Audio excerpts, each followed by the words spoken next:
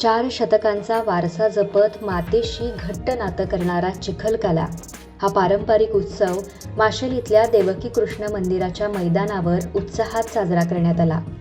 हंपाळा हंपाळा खेळ खेळू गोपाळा आणि जय विठ्ठल हरी विठ्ठलाच्या गजरात यंदा हा उत्सव पर्यटन मंत्री रोहन खवटे आणि कला आणि संस्कृती मंत्री गोविंद गावडे यांच्या उपस्थितीत पार पडला.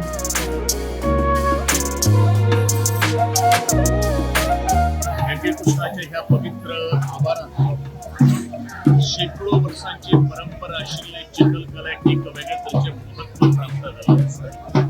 भाविक भक्तगण ग्रामस्थ यांच्या सगळ्यांच्या संगोपनात दिव्य कृष्णाचं चिखलकाला आज वयान असली तर भारताच्या सारखा समुद्रापलीकडे पाविलं सरकार पर्यटन खात्यानं आज याची एका दखल घेतल्याचा आणि गेले 3 दिवस पर्यटन खात्याच्या वतीने या चिखलकाल्याच्या निमित्तानं 3 दिवसाचा उत्सव आणि आज त्याची सांगता चिखलकाल्यात एक वेगळ्या तऱ्हेचे एक महत्व अर्थ प्राप्त होतात. कारण जाणत्याचे पूर्वजांचे ज्यांना विचार जे असले ज्यांना माती आम्हाला येतात किंवा बरेचसे पुढे जाणत्याला चिखलातूच आणलेले आज मुखा राहिले असतात शेताबाटांच्या माध्यमातून म्हणू नका.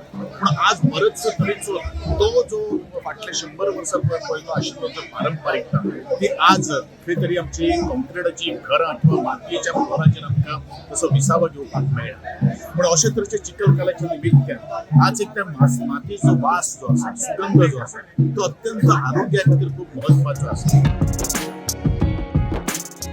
जो मातीबद्दल संबंध जो आहे माणसांचा तो एकदम उल्लेखनीय सारखा आहे. म्हणजे मी आता माझा लहान मुलगा पण पार्टिसिपेट झाला आहे म्हणजे वैशिष्ट्य म्हणजे असं आहे की सगळे प्रत्येक माशेलकरच नाही तर प्रत्येक गोवा म्हटलं तर प्रत्येक जवळपास पूर्ण भारतात हा मला वाटतं हा पहिल्यांदाच असा प्रोग्राम असेल चिखलकाला ज्याचा सगळ्यांना उत्साह असतो.